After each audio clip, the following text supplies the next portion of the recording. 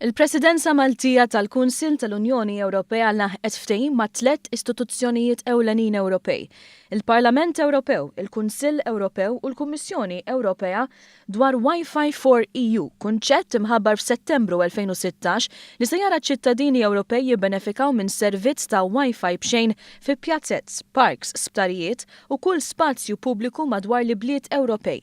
B'hekk se jkun imsaħħaħ il-kunċett ta' suq uniku diġitali. B'kollox se jkunu investiti 120 miljun euro li se jitqasmu f'madwar 8,000 żona differenti fl-Istati Ewropej kollha.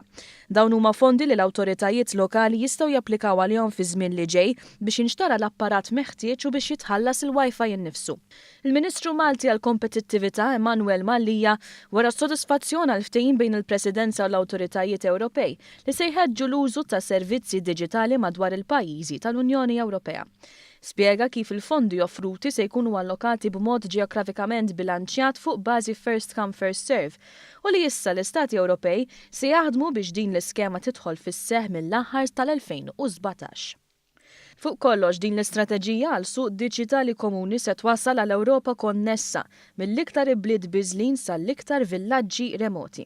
Iżda l-Viċi President tas-Suq Diġitali fl-Ewropa, Andrus Ansip, għalli dan huwa biss l-ewwel pass lejn konnettività tal-ogħla kwalità madwar it-territorju Ewropew. Il-President tal-Kummissjoni Ewropea Jean-Claude Juncker qal li din hija viżjoni tal-Istati Ewropej biex sal-2020 kull belt u villaġġ fl-Ewropa jkollu aċċess b'xejn għall-Internet.